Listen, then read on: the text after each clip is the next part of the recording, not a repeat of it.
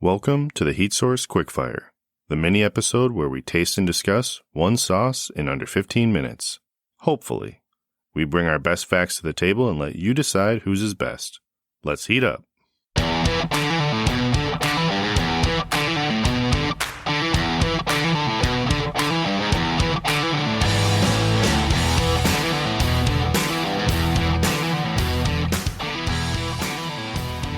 All right, welcome back to the Heat Source. We are here with another two-sauce quickfire of a few familiar sauce makers that we've reviewed. Actually, it was quite a while ago that we reviewed these with Mammoth Sauce Company and Currant Sauce Co. So we have Currant Situation from Mammoth, along with Sarabande, I hope I said that right, the new sauce from Currant that just came out a few weeks ago, maybe a month. Mm-hmm. But do you remember how long ago it was that we first reviewed like the actual sauce makers on this? Oh gosh. I remember getting home after doing hot gram and I was real sweaty. So that was probably June? So June was Mammoth, April was Hot Gram. Really? Episodes 5 and 8. When did we started in March, didn't we? Dude, that's wild. Yeah. We're almost there. I told somebody that like we have been doing this for about a year, but it's like when we actually hit a year and it's like, hey, we've done this for a year. Here's how many episodes we've done. It's pretty crazy to think about. I had someone who just starting their own podcast. It's a military leadership podcast, him and a few and someone else from his unit. And he's like, we're just, recorded and we messed up and had this. I'm like, yeah, it's fine. You'll get there. He's like, well, how many episodes have you recorded? And I was like, not that many. And then I was like, 33. Yeah. It's like, oh, that's a little bit more than that's funny. I thought. That's crazy. I feel like we're on 7 right now. That's how it feels. But yeah, I also don't do the editing. So maybe it does feel like different. A little bit more for me. Yeah. Okay. The only other thing was I'm like, oh yeah, we're still pretty early. Like we'll get our stride. Like we'll figure it out. And I'm like, we should probably figure out. I think we just talked about like getting a little bit more formal intro or something like that. But it's fine. It's off the cuff. I've had quite a few people that have told me, hey, we just love it's off the cuff. You're trying sauce, your gut reaction. Mm-hmm. It's not, we've tried this before. We've prepared our statements. Yeah. Like, let's open up the debate. So yeah, this episode is mid-December episode. It was when it will air. We're doing it in December, so it's not as bad as we've had a few. We've been like a month ahead. But didn't you say the episode that just released was talking about the $1 billion? Yeah, last week's episode talked about Powerball. It talked about you had mentioned you just took your niece and nephew, you're trick or treating. So it's it's a little bit off. But this one, we wanted to get, especially the Sarabande. It was a very holiday-esque sauce. I know Steve from Mammoth mentioned that the Currant Situation wasn't holiday in mind, but it could go with Thanksgiving. It could go with Christmas just because of that Black Currant. Have you had currants before? I feel like I've had red currants. I don't know if I've had black currants. Okay. I don't know that they're different. I'm excited about that. I'm trying to think. I don't think I've had it directly, but I have used like a currant jelly when you do like a barbecue. Mm-hmm. Have you done the barbecue where you put jelly in? It's like jelly and like cocoa. Maybe I'm thinking of two different barbecue sauces. Nope. But it's like I think it was making meatballs. You throw a jelly in there. And I think it was currant jelly or grape currant. I don't know. Anyway, we're going to get into, I just like how it's called Currant Situation because I'm like, we're going to get into the Currant Situation. Yeah. Which is Currant Situation. This sauce has black currants, jalapeno, agave nectar, habanero as some of the primary ingredients. Let's see here. Packed with vitamin C, black currants add a rich and tart flavor to this hot sauce with the raw agave nectar to curb the tartness along with other spices. This sauce is ideal to add some sweet tart heat to any dish, and it is also vegan. So that's good. All right, let's open up this seal here. I think this is our first episode back since Thanksgiving, right? It's been a while. How's your Thanksgiving? What was the standout meal? So it was kind of interesting. We did Thanksgiving at my parents', and then we went to Iowa and then did a Saturday Thanksgiving that Angela's sister and her husband, they kind of like it was weird because I wanted to cook, but I also didn't want to like take over in the kitchen. So they really cooked the meal. I wouldn't say the thing that was my Thanksgiving was pretty standard. We've talked about the kind of staples of it, but the one that stood out in the other one, which was interesting, not necessarily my favorite, was it was like a corn cheese side dish. It was like a cheesy corn, not bake. I don't know. It was something where the idea of it was intriguing to me. Yeah. It was a little jarring because it is primarily Velveeta cheese, corn, and then like broken up spaghetti noodles that are like an inch. Like he had, really? Like they had their daughter like breaking the spaghetti noodles and throwing it in a bowl of like. Yeah. I was like, okay. Because I'm like, Angela's having a heart attack. But it was like soup. Yeah. I don't think they realized there were spaghetti noodles in it because I saw them making it. No one else saw that. Okay. But the only thing that I was like, all right, I like the idea. I like corn. I like cheese. I like pasta. Mm-hmm. It was very soupy. It was like 60% Velveeta cheese, 30% corn, and then 10%, I think the math's right on that, spaghetti noodles. I'm interested. It was swimming. So okay. by itself, it was very Velveeta. Yeah. Which that rich. Yeah. But I put it on my mashed potatoes. Mm-hmm. I would throw it and like wipe it up with like a roll. It's like, it does work. Don't say wipe it up. Wipe it up. Sorry. But I did tell them because I said, I like the idea of it. I said, it's a little weird for me. It's new for me. But I was like, all right, what would I do? I would make it in a casserole dish. They did like Instapot, so it was just like ladling it out. I would put it in a baking dish, give it a nice crunchy crumb crust. Right. I would use, if I'm going to use spaghetti, I would use like bucatini for something thicker. Mm-hmm. But I would put a lot more in there. Yeah. So it's very much like 40% corn to 30% pasta. Mm-hmm. And I might try to think of something else to put a different texture so you're not just like mush. Yeah. Because corn, like, especially when you cook corn, it loses a lot of that pop. Like, I love fresh corn on the cob because you have that crunch. Mm-hmm. You didn't get that crunch with this. Yeah. I think it was just canned corn. So that's what stood out to me. One of the things I'm going to remember for future use, Angela's dad had made his family's gravy recipe. Mm-hmm. And so he was like, oh, yeah, we'll make that. And I watched him make it. And it was very interesting to watch him make that because it's something that his family loves their gravy. Right. So I won't talk about it on the podcast because that is a secret family recipe that I now watched silently from the corner. That's funny. You're not going to mess with an Italian recipe. No, I did see it was an apron that said, I don't need recipes, I'm Italian. I'm like, that's fair. Yeah. I don't think there's a perforation on this. Did we run into that last time with... I think so. All right, so we're just going to rip it. That was weird. Do you need me to unzip my coat? Yeah, we're going to... You know what? That's a good idea. So when Mike came in this morning, he unzipped his coat. I'm just going to replace that with the zipper. Call it good. But again, without the perforation, it just means it's sealed in even tighter.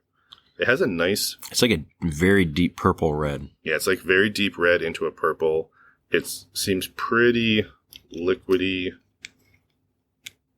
That was a good pop. I like that. Made up for the lack of perforation. I know. Ooh, I like that smell. Can we give that a smell? Ooh.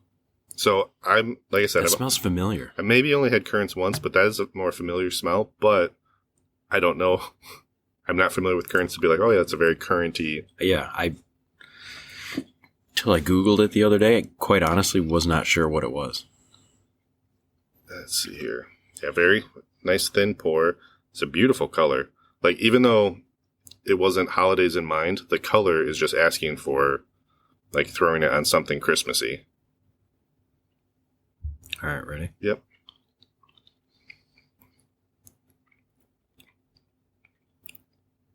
Heat's pretty... That's hotter than I thought it was going to be. Yeah, heat's pretty upfront, especially for, like, a jalapeno. Man, that's good. It's very good. It has that fruitiness initially, but then it goes into the heat pretty quick. Yeah.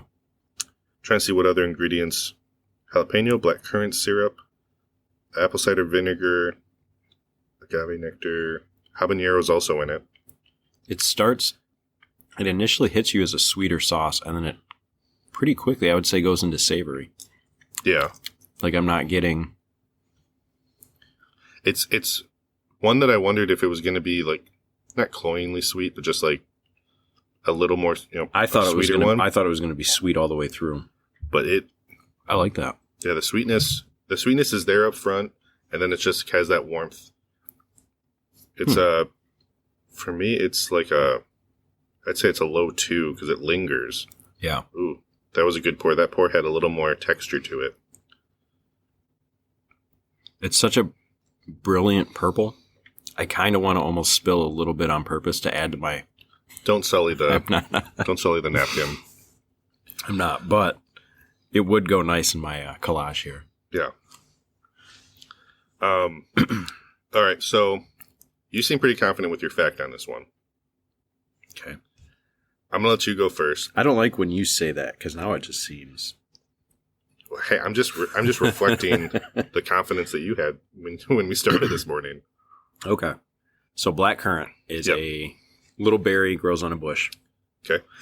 I did not know that. There we go. I'm just kidding. I do worry sometimes that we have a fact where I'm like, this is a good fact. And I'm like, unless he already knows it. And then it's like, no doy. Yeah. So, all right. That was my fact.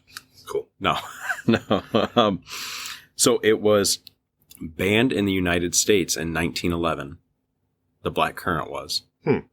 And it was the last state to lift the ban was New York in 2003. So up until 2003, the cultivation of black and red currants. So both black and red were banned? Yes. Okay. Because it supposedly back, I don't know, history of the United States, we got here, we cut all the white pines down and every other tree that we saw. As you do when you show up to a new place, just... Yeah, and they'd figured out, or I saw mixed things on this one. They'd suspected that black currants and red currants brought a fungus or infected young white pines with a fungus called rust.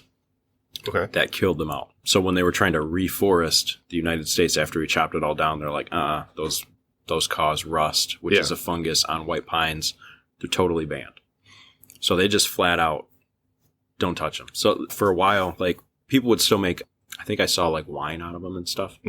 But they would have to get it imported from Canada, but it had to be like a processed form of it. Okay. But yeah. Yeah. I mean, it's really interesting to think about because it's like, it's not like this. I never thought of currants as like, oh, that's a very invasive I've been dealing with Japanese knotweed in my backyard that they said like, if you've got that on your property in England, they won't let you, but they won't finance your purchase of the house.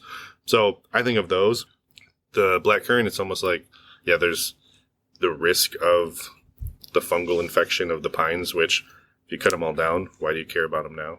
Like, oh, now you care. Yeah. It's like, we got to preserve, but right. No, that's pretty interesting. All right. So I'm going to let you choose on this. I have 2 facts. Okay. And I feel like I know which way you're going to go, but one fact is based on currants and one fact is based on mammoths. And I feel like I don't know, you know so much about dinosaurs and things like that where I'm like, you might already know this, but it seemed very cool to me that I'm like, all right. I'm with it. All right. So I'm going to do the mammoth one. So let me pull this up. Okay. Because the currant one was like, yeah, okay. I'm still interested to hear because now I'm on like a current kick. Like to me, it was the weaker of the two. But all right. My life. Are you familiar with how much information scientists can pull from a woolly mammoth's tusks? I know they can pull information. So they can tell the age because of the rings in the tusks, just like a tree. Yeah. But not just that. They can also tell the season when they died because there's darker increments that correspond to summers. The thickness or thinness can indicate health, so they know if it grows more rapidly during healthier times. So like they can break down pretty much how long it lived, what season it died in, and how healthy it was through its life. Yeah. Like literally like the history, You're looking at that thing's life. So it's like, oh, when he was 7 years old, he had a real rough year that year. So you already knew that. I did, but now everyone else does. Yes. I still think it's amazing. This isn't about you. This is about the listeners listening to the two facts. All right. I had no idea. Yeah, thank you. It's okay. The last episode was, you had a fact, and I was like, okay. And you're like, you should be so much more excited about this. But no, the other fact about currants was just that currants provide nectar to bees earlier than any other berries. So it's very valuable to the bees. Yeah. But also it's just an early blooming plant. Yeah. And despite its early flowering, the full sugar doesn't come till the end of the summer still. So it's like first to arrive, but takes just as long as everybody else to develop. That's crazy. So one thing I'm thinking about with this. Fact, though. Thank you. One thing I'm thinking about this, because with the fruitier sauces, I always think of like cream cheese and bagel. Mm-hmm. But in the same cream cheese vein, we talked about, I think it was at the office, about like dips where we put cream cheese layer down and then put something on top. Yeah. I talked about chili sauce and lump crab and make it like a crab dip. A thin layer of this on a cream cheese, and then you just bring that up with a cracker. You get that sweetness, you get the heat, and then the cream cheese, if someone doesn't like super spicy, I could see that cream cheese kind of helping neutralize some of it. Yeah. And so depending on how hot people like their food, that you bring that to is the thickness of the layer of the currant situation. Right. So I was telling you that dip my sister-in-law makes. Yeah. Throws down a layer of cream cheese in just like a baking sheet. Mm-hmm. And then she makes, it's almost like it's a very fine relish, but it's whole cranberries, jalapenos, cilantro, lime, green onion, sugar, salt, and cumin. Yeah. You throw that in a food processor, get it into a real fine, let it sit overnight in the fridge, strain it all out. So toss the juice, and then put that layer of relish on top of the cream cheese and chill that. That's really good on crackers, but I'm thinking about, because it's not very hot. You could make it as hot as you want, but you could mix that in. That would go really good on top of that. Yeah. The only thing is, you'd want to like make sure to drain the excess juice from the night before, and then maybe roll a little bit of this in after just to coat it. Yeah. Because obviously if you do it the night before you do it, it's like, great, we just drained all the juice out of it. Right. But no, I like that. I mean, I could also see it on a good like piece of pork. Yeah. I could see that pork, also. Yeah, pork or duck. I just don't eat duck as much as you to know. Sorry. I don't know the last time Sorry, I said I wasn't going to do that. Yeah. I haven't been sick for the last 2 weeks or anything. Yeah, we've been... The last time we recorded was before Thanksgiving. So it's been like 2 weeks because, I was gone, and then you had all the illness. I couldn't even breathe. I had the worst sinus infection ever, and we were still planning on recording. And I'm like, I don't know. This is going to be an editing nightmare for you because you're just going to have to piece together my voice from 29 other episodes. I was going to buy the program where you say a bunch of things and it creates your personality, and then I could just type in the words. Just deep fake a podcast. And then it's just like, you don't listen to it anyway, so it's like, Mike was like really complimentary to Matt the whole podcast. It's like, I don't know what it was. So Andy sounded like a robot. Yeah. It's like, don't worry about it. Don't concern yourself with it. So while you were sick, I was using that opportunity to think of any pun sick name I could think of. And out of all the ones I called you, what was your favorite? My favorite was Disease Ansari. That was a late one. Okay, I don't recall that one. No, I do recall that one. Just because it was that was such a tough name to have in that pun. Yeah. There was Il Farrell. There was Nick Cofferman. Nick Cofferman was a good one. There was one that stood out to me that I really enjoyed. There was one that you didn't get, which was Hand Sanitizer Sauce, because that's a Usual Suspects movie reference. But you told me that you were sick. I'm buzzkilling this. That's fine. Now. You told me you were sick on my drive back from Iowa. So I was just sitting there thinking about it. Hack Efron. That's what it is. That was a good one too. Jimmy Coffa. That's a good one. Jimmy Coffa was a good one. Yeah. Now you're making me think about it. Maybe you need more hot sauce. All right, now let's share a bottle and a microphone. Yeah, it'll be fine. I've been on antibiotics for 2 weeks, so if you get sick, that's not my fault. Fair. Yeah, I'm trying to think that. I mean, so this is a sauce where holiday season, kind of looking at what you have on your plate, I could see a lot of different potential for that. I mean, I would honestly even throw it on stuffing. Like, just give it a... I thought it was going to be sweet all the way through, but I was surprised where, like, I wouldn't mind putting this on a burrito. I know it's sweet right off the bat, but it ends savory. It's a little out there for me. Really? But I don't know. I mean... Come on, let me try it again. I just don't... The sweet ones don't automatically go to... Jeez, That's a big one. I would say that you almost did get a tablecloth drop on that. I'd put that on a burrito. This isn't as fancy as like a nice holiday dinner. I would replace the Bronco berry sauce from Arby's. So you put the jalapeno poppers. Yeah. Just drizzle this on top. Yeah. I did that with the strawberry ghost from Hook and Arrow, which did really well, but it wasn't quite as close to the Bronco berry, because I do like the Bronco berry sauce. It's super gelatinous and chemicals and all that, but the idea of that sweetness with the cream cheese, and again, cream cheese, it's just cream cheese saying, hey, I want to party with you. That's what this is. But this one I feel like would play even better. Man, I don't really want to eat jalapeno poppers this week. I'm trying to eat healthy, but I'll save it for next week. My guilty pleasure are the jalapeno poppers from Burger King. Oh boy. There's something dirty about them that makes me feel good inside. Hasn't there been 2 separate situations this week where I've mentioned Burger King and you said gross or no? That is the only thing that validates Burger King are their poppers. Most of the Burger Kings nowadays that I drive by, I wonder if they're even open. Because it's like no one's in the parking lot. The sign is like disheveled. And then I drive up and I'm like, oh, they're actually open. That's crazy. And then I'm like, all right, I'll get two rodeo burgers. Yeah.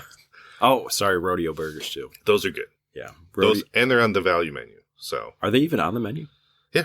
They're on their value menu, but it's like $2. But still. I didn't even know they were there. No, they're very... Gosh, I might get that today. I haven't had a rodeo burger in a long time. You get those rodeo burgers and the jalapeno poppers. I'm going to do that. That sounds good. Some of them, traditionally, I think jalapeno popper, I think cream cheese with the jalapeno breaded. Some of them, I think Sonic does cheddar peppers, where it's like a cheddar cheese, which isn't bad. It's just, it fights my traditional mind of what a jalapeno popper is. So, but yeah, I would say, yeah, any cream cheese situation would be good for Currant Situation. I did not plan that. It's got like a little flake of something on my throat, so that's not good. Don't try to make me feel better. Yeah. But I would put this as a 2 for heat because it is, the heat comes in really fast. It lingers for a very long time. If you're just doing 1 spoonful, it lasts a bit. If you're having helpings of this, I could see it being over the top. Not over the top, but like that strong too. Nothing where you're going to react really bad.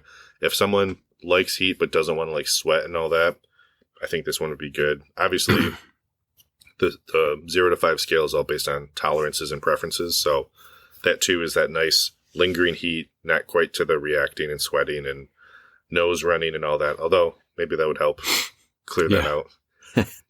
Jostling things around a little bit. So what did you have for your score on this one? 81. Nice. I had a 73. I really like it. And honestly, I second guessed the 73, but it is something where it's in the heart of that recommend to buy. Yeah. But it's very good. He did a good job. That just hits right with me. I like the sweeter sauces we've had, but this is a good balance of sweet with not a dessert aftertaste, I guess. Yeah, it's not overly sweet. It has that good, what it's delivering on, like that, I was a 10 out of 10 on the delivery for this one. That sweetness is up front, then the heat is kind of takes over for me for the majority of it. But it is one where, and it doesn't negatively affect the score. It is something, it's going to be very specific things you're going to put it on. It's not one that I'm trying to think of like a La Muerte, which is pretty hot from Faya. That is a very open to anything wanting hot sauce situation. I keep saying, I don't know if it's just because it's on there and I'm looking at it, but I keep saying situation. I'll turn the bottle the other way. Yeah. Yeah, now I'll be talking about nutritional facts. But yeah, so that's not a mark against it. It's just you'll you'll find, like, cream cheese is one thing that I've hooked onto immediately with this. Pork is another one that I think would be really good. Mm-hmm. Really anything that would normally do cranberry, this is a little different take. It's got that tartness of a cranberry, but it's not a cranberry flavor. Mm-hmm. Yeah, I think it's really good. Good sauce. Yeah, that one was great. We're going to close the bottle on this because we're going to get to Lorne from Hot Graham Sauce Company's new flavor. Also, side note, this is Red Savina Habanero Everything Bagel Seasoning that Mammoth also sent us when he sent us this sauce. And we haven't opened it yet, but we were just talking before this on what we would put Everything Bagel Seasoning on, which is everything. I said we shouldn't, don't say everything, but it is. Yeah. So I use everything seasoning fairly regularly. Like if I'm doing vegetables, if I'm roasting broccoli. Yeah. I'm curious to try it.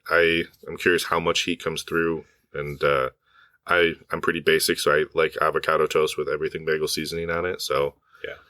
Also, just usually if I have avocado from like Mexican the night before, mm-hmm. I only have a day and a half to use avocado. Yeah. When I'm like, hey, it's ripe. And then it's like, oh, it's gone. Yeah. Which I had one, I was very proud yesterday. I bought an avocado and used it same day. And it was right on that edge of I'm as fresh as I'm going to be before I start to turn. Yeah. Because it was like really, really soft. Mm-hmm. It was like I could have just like pressed it. Yeah. Like, I take pride in being a good avocado picker. You've said that before. Yeah. And I'll say it again, Matthew. What I'm just saying, you've never wavered from that stance. No, my confidence is very high. If I'm going to be cooking, am I cooking tonight? Am I cooking in 2 days? Am I cooking in 1 day? Where I feel like I can get that. Where sometimes we use shipped because we live too far from a mire mm-hmm. at a whopping 250 yards. I was going to say, aren't you right behind me? Yep. But you would not believe sometimes like the ship shoppers, like, here you go, here's your avocados. And you're like, I've felt rocks that are softer than these things. I'd rather get that than the other way where it's like, hey, I got one that's perfectly ripe. And it's like, Yeah, it'll get better if you give it time. Yeah. But trying to do a rock hard avocado on like a taco or something like that, that's no fun. I've cut into an avocado where like once I immediately when I cut, I'm just like, this isn't ready. It crunches. Like, yeah. Like this. And yeah, and then you're biting. It's almost like when you opened up a coconut at work that one time and it was like the texture chew. And I'm like, this isn't. I still have a coconut in my desk at work. I opened it the other day and just started laughing. I told Mason I was going to get a coconut today because we've talked about coconut because I don't like coconut shavings. Mm-hmm. I don't like the texture of like I'm eating paper. But I said I have had fresh coconut. I said it's actually very good. So he wants to get one and open one up. Yeah. So I have to remember the light one or the dark one is the ripe one. The light one. Okay. Don't do the dark ones. I don't know what those are for. Look. Yeah. They just look like more. I have no idea, but yeah, there's one store in Grand Rapids where 90% of the time when you go to a store in Grand Rapids, you're going to get the dark ones, mm-hmm. which I've seen mold in those things. I don't know what the deal is with those ones, but cool. There's one store that has the light ones that are like freshly husked. Those ones are good. That's what you want. Yeah. The family has awoken.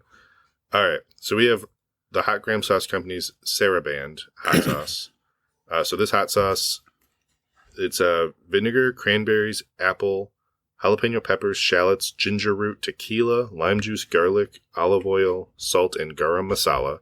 Again, with Lorne sauces, I think every one of them has garam masala in it.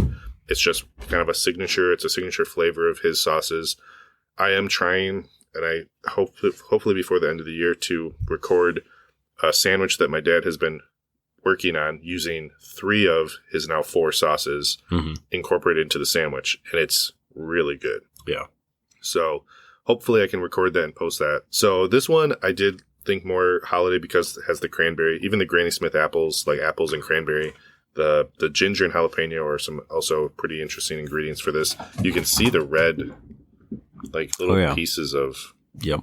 I'm assuming that's the jalapeno, like red jalapenos. I don't know. It has red. The jalapenos there are red. Yeah. I don't know. But we'll open this one up. This one does have a perforation, so all right, let me get this perforation. Well, that was a short one. That was a bummer by me. All right, this whole episode is just a wash. Zip. Yep. Zip. All right. So the color on this, it is a unique color. Kind of a pale, Mm-hmm. pale orangish red. Yeah, pale orangish red. It has like little bits of red in there in the sauce.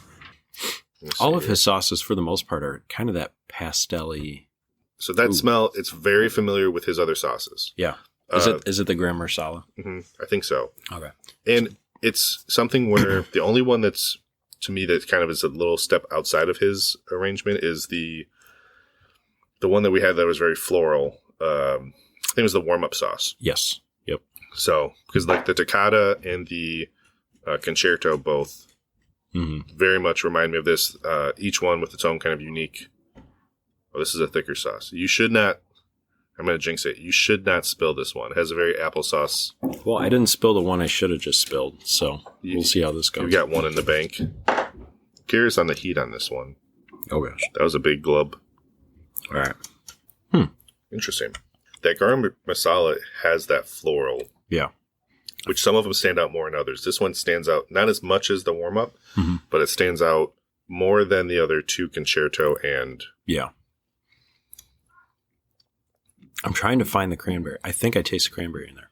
The cranberry is not super strong. It is interesting that the Currant wasn't like super forward where it's like, hey, you're getting a whole lot of sweetness and tartness. It's like it's up front and then the heat takes over. His usually are lean on the hotter side. This is actually a pretty mild sauce. Yeah. It's pretty mild. I like that though. Man, he's got some unique flavors. Mm-hmm. I like the vinegar in there. It's got really good.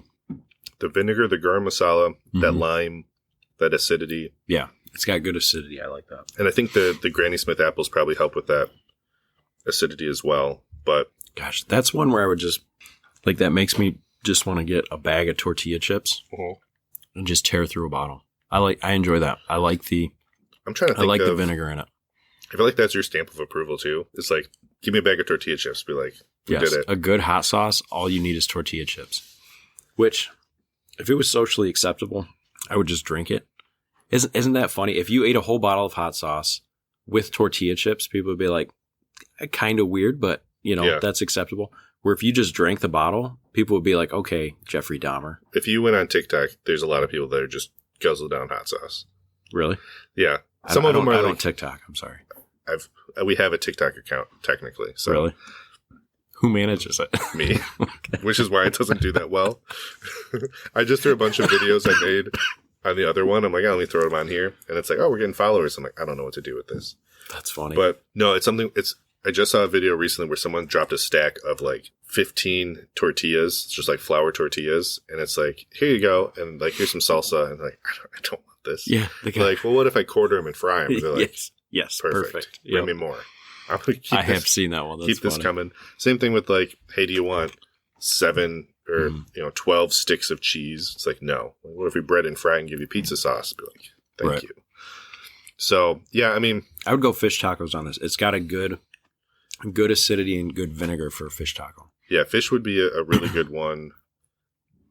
I have to get into more of. Hold on. You know what would go good with that? Kind of like going on what your dad does. Yeah. That would go really good on a Reuben or something with sauerkraut in it. Well, the Reuben is the sandwich that we're using the other 3. I'm trying to think of where to put this because I don't want to blend 2 hot sauces in the same level of the sandwich.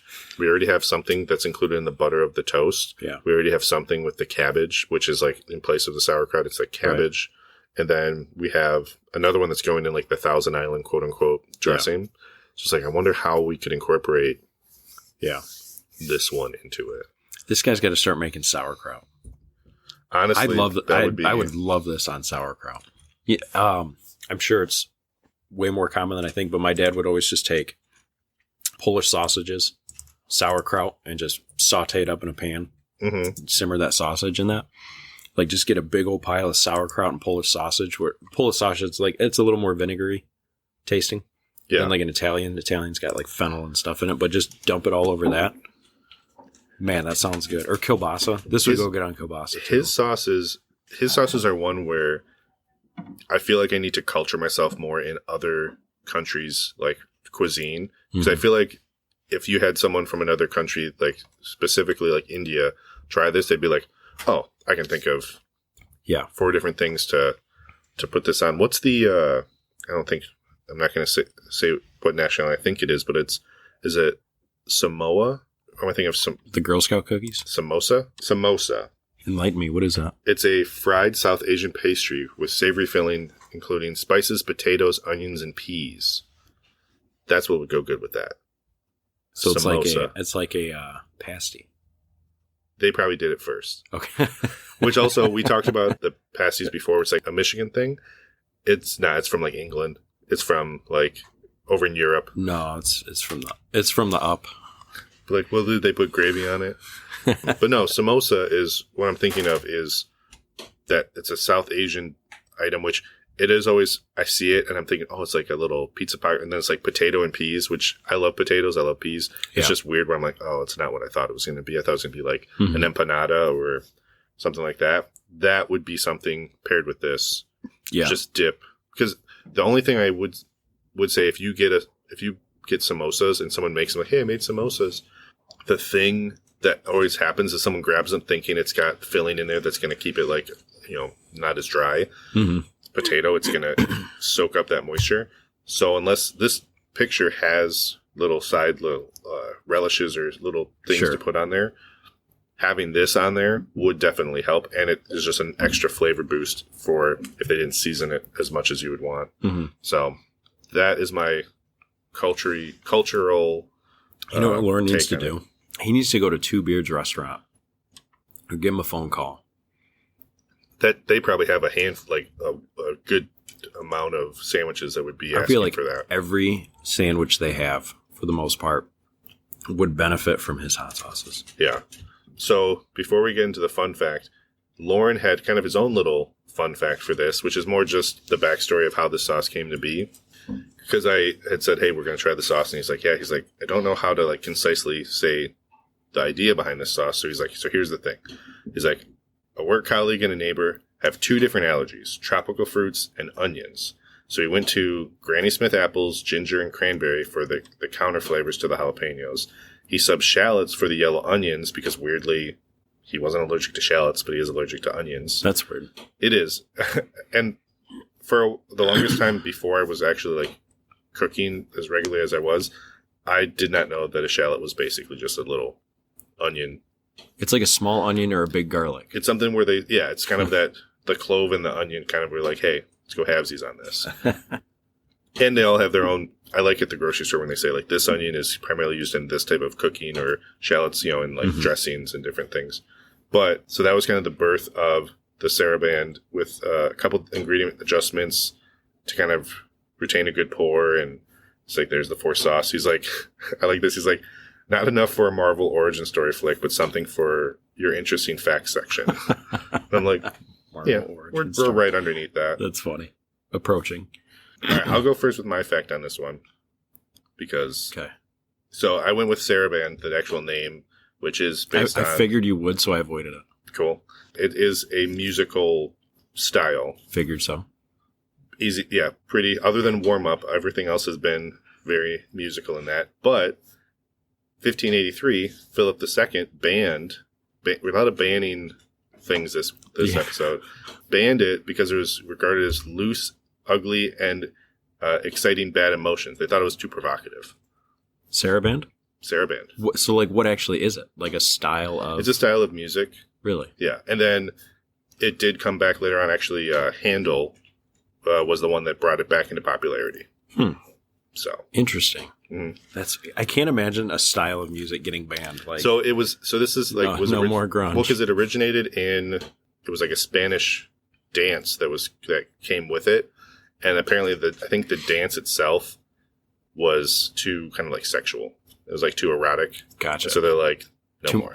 So in the 1500s, saw too much like ankle flashing. Yeah, it would be funny. It would actually be funnier if it's like, oh no, it was like way over the top, and then they banned it, and then people forgot about twerking, and then it came back. Like, actually, 1583 was actually the prime Spanish twerking phase of so funny. Of their history. You invented that? So it was funny when you said like, yeah, the currants were banned, and I was like, I have a banned fact. That's also funny. I just like that Sarabande was banned. Yeah. That also was fun with me. That is fun. I like that one. All right. So mine is a couple-parter, but it's all one fact. Found a loophole. So out of the 400 million pounds of cranberries that Americans consume each year, 80 million pounds of that, which is 20%, is consumed in a 7-day period around Thanksgiving. How much? 80 million pounds is consumed in a 7-day period, which is 20% of the total poundage of cranberries. You know what the crazy thing is? What's that? Cranberries is usually the least popular thing on the spread. It's always brought. It's probably the most. And I love cranberries. So at my sister's house, they have a good, and I don't know if she makes it or someone brings it, but it's like a orange cranberry citrusy relish. Yes. Really good. But even she admits, she's like, you can't use it on everything. Like, it's kind of very dollop of this, little bit of this. Like, no one's eating a bowl of cranberry relish. That's a lie, because I eat a bowl of cranberry relish. No one at my house is eating a bowl. Me and my relish. older brother, we will fight over who gets the last of the cranberry relish. Like, I don't like. What are you supposed to put it on? I put it on. Just put it on turkey. I throw it on some turkey. I might throw it into the stuffing. I might throw it on a dinner roll with some other elements. Like, sometimes I'll use it as a relish to like if I'm making a sandwich, I'll throw cranberry in that sandwich of like a Thanksgiving sandwich. Yeah. I'll do that. I know the Starbucks Thanksgiving sandwich that they come out seasonally with, it's either a Thanksgiving or a Christmas one, but they put cranberry as their condiment. Okay. So the other part to my fact is to put that into perspective, how much 80 million pounds are. So we can have the average American listener or world listener. We have a decent outreach in other, when I say decent, it's a measurable amount in other countries, which is kind of surprising to me. But to put it into perspective for the normal person, that is 80 million pounds is the equivalent to 320 blue whales. That helps them. Or 2 billion mice. I don't like the idea of 2 billion mice in my head right now. Isn't it something where like the amount something that people can relate to? 2 billion mice or 320 blue whales. Yeah, isn't it like the amount of mice or the amount of rats that exist in the world could like overrun it if they organized? Probably. Yeah. Also, I've seen the thing where it's like the question of how many rats could you defeat? Like if you were attacked by rats, how many could you take before you died?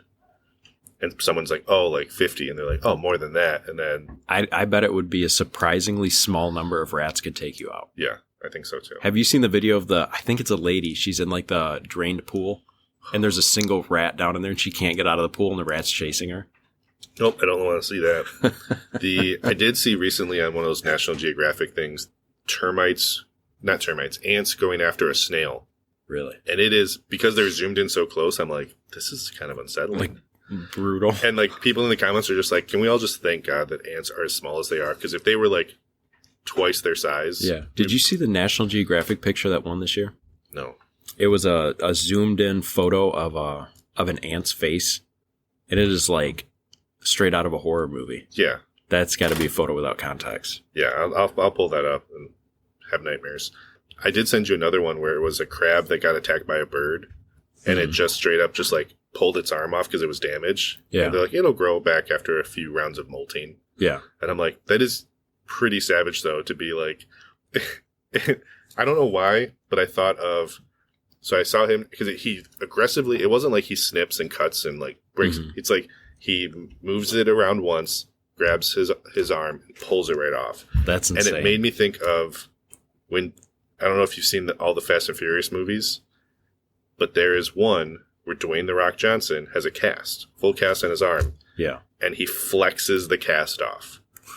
And I was just like, this is more impressive than flexing the cast off. Because funny. It's like, yeah, great, you flex your cast off. Would you be able to rip your own arm off and just keep on moving? Yeah. No. Yeah, crabs are nuts. So when we go to Florida, we usually set some crab traps and we'll get stone crabs. And you're not allowed to kill them, but you're allowed to take, if the claw is big enough, it's got to be, I forget how many, like 3-inch claw. Okay. You're allowed to break one claw off and then throw the live crab back. Okay. So you can't take both claws. You got to leave one. For like, so they can defend themselves or? For that, and then just that they grow back relatively quickly. So you throw them back. It's just like a never ending renewable resource. Pop a claw off, throw them back, grows back, catch them again in a few years, so, but you snap it off and you throw them there and they just kind of sit there like, okay, I'm going to go on my way. That's kind of cool. Like, I didn't ask the crab how he felt about it, but I know that's the legal standard of how you take stone crab claws. Well, I feel like it's always different where unless you know the anatomy of the different creatures, it's like you don't know how their nervous system or their nerve endings and all like. They're obviously designed to do that. Yeah. To just drop an arm and grow a new one. Yeah, for like this crab, it was just him going, okay, this is the best chance, like, instead of having a useless arm. And also, I don't know if they get infections and all that, or if it would try to grow back and cause issues where it's like the crab equivalent of an ingrown hair. It's like I have an ingrown arm. It's coming up through the other one. So this is gross for a food podcast. You ever gotten a hair sliver? I don't know what that is. It is a sliver of hair, and it is effing painful. I know that hairstylists, like, they have to be careful when they're like cutting hair, like all the hair. Yeah. So the lady that cuts my hair, she's cut my hair for like 5 years now. Mm-hmm. She was complaining about a hair sliver one day. This is now where I thought the podcast was going today. That's all right. She was complaining about getting hair slivers. I'm like, that's weird. Doesn't sound like a thing. Yeah. I'm just going to kind of ignore that because I don't believe it. Mm-hmm. I was walking through my house the other day, stepped on the hardwood, and it was I stepped on a nail. It felt like I stepped on a needle or a nail, like searing pain in my heel. Yeah. To the point where I like hopped up in the air and Courtney was like, what is wrong? And I like sat down and looked at my foot. I have a golden retriever. One of her guard hairs, her longer hairs, was sticking straight out of the bottom of my foot. And I'm not joking. I pulled out probably a half an inch that went straight into my foot. And it was one of the most painful slivers I'd ever had. And I looked it up and people were like, yeah, they're vicious. I don't like that at all. And it is, I mean, it's a little bit thicker than a hair off my head. I don't. Don't attack me like that. Hey, my hair is fine. It's just fine. That's what they said. It's actually too fine. That's why it doesn't grow as well. I'm sorry. I didn't mean to go that way. But hair slivers are wicked, man. You don't mess around with hair slivers. That's why I shaved my head. Safety. Avoid hair slivers. Safety. I should just wax my eyebrows off and be call it good. Look like Charlie Villanueva with no hair. He has alopecia. That's why he has no hair, though. Man, tangent. Do you know how I learned about alopecia? I would like to learn about alopecia. It wasn't what is Jada that? Pinkett. Who's alopecia? So alopecia is basically the inability to grow hair. Like, whether it's either inability or it just falls out. Okay. Charlie Villanueva is the most famous NBA player that just had no hair. Okay. It was a point of Jada Pinkett Smith lost her hair from alopecia. Oh, she has that? Yeah. I thought she just shaved her head. That's what everyone else thought. That's what people that weren't aware of the situation thought, and that's what Chris Rock thought before he got slapped. Gotcha. But I learned about alopecia from the show Arrested Development because there was a character in there that had alopecia, but he wore a wig and he wore like stick-on eyebrows. Yeah. And so the joke was always that like his eyebrows were always like a little bit crooked, moving, or he took in a convertible for a ride and suddenly he was that's funny with the top down. So yeah, I love that show. That's a weird little segue there, but back to Sarabande. Yeah. Again, this is another one. If you like that garam masala seasoning, it's going to be something that you'll enjoy. Even if you don't, it is a good one to kind of test how you can use this sauce that has a very unique flavor against the traditional like hot sauce uses. I mean, I could see like a chicken dish where you could have this and maybe do like this with like some cabbage and some, kind of in the same sauerkraut vein. Yep. Where you can almost use this as the cabbage dressing to give it a little bit more of that acidity. And it's like fresh cabbage or cooked down cabbage and not quite the sauerkraut level. So that would be good. Potatoes. We bring this to the office. We'll do two beards next week. That sounds good. I want two beards with a... Try to find something that would work with that. But kraut sandwich now. But the heat level, just a 1. Yep, I don't pretty low. still there, but just, I mean, in comparison to his other sauces, this is probably his mildest, which is fine because that Takata and even the Concerto to a certain degree, I can't really recommend to everybody that have the lower tolerances. So this is a nice, hey, if you want that unique flavor that I talk about or that we talk about with this, here's one where you can get that unique flavor and it's not that level of heat. You do, and then you get that, you know, the sweetness of the cranberry and the tartness of the cranberry. And the ginger, and maybe the ginger pairs with that garam masala so much that it's kind of, I assume it with that. And ginger is the one that's tough for me. Sometimes ginger is not my favorite if it's not used in the proper context. But for this one, I gave this one a 70 out of 100. I had a 71. Nice. So the 70, again, anything above 50 we're recommending to buy. 75 and above is just something that we would typically have in our kitchen year round. I know the Concerto is probably my favorite of his. Takata is also up. I mean, those two are my favorites of his for sure. And then below 50 is, we don't tell you to kind of go out and seek it. It's something we, you know, if it's there and you want to try it, definitely go ahead. But below 25 is not for us, maybe for you. Another good sauce, another unique flavor. I feel like it's fun where Lorne has his unique flavor profile where he does some creative things with his flavor profile, while Sam from Sam Sauce, he has that chef's mentality where he'll do some crazy things with like salt cured lemons and things like that. But then you have like Lucky Dog Scott, where it's just, I think we call them a mad scientist of some of those. So each one has their own kind of like creative spin. So but there's a good lineup this morning. No, very good lineup. I could see it's going to be using Friday. Yeah, I could see using both of these during the holidays, but even outside of it, we'll try to figure out. I mean, not try to figure out. We'll definitely be using that seasoning, that everything bagel seasoning. See how much heat that brings. But yeah, definitely check them out. The website for each will be on their Instagram. It'll be a link in the episode description to check out their sauce lineups. Again, Hot Gram, this is a new addition. Current Situations also. These are 2 new additions to these guys' lineups. So definitely check those out. And a big thank you to both of them. Both of them have been following the podcast and interacting and kind of giving support and feedback and things like that for the duration. We just talked about how we've been doing this since March, which is crazy. And we have a new year with new ideas. And we got, I think when this comes out, we'll either be just starting or we'll be just in the beginning of my brainchild of a week ago or 3 days ago of the 12 days of Christmas. So we're doing 12 days of Christmas where we spotlight a certain sauce that we've tried. It gives us a chance to look back on an episode, gives us a chance to kind of say what we've used it on.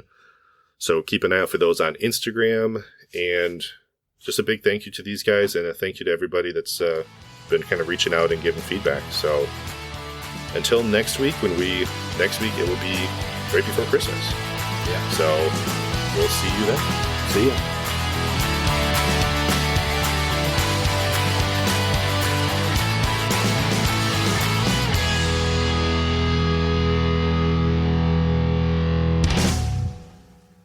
Yeah. So then I just was thinking of funny, like, oh, it's funny. Dang it. Hack Efron. Jimmy Coffa, son of a gun, I broke the seal. Yeah.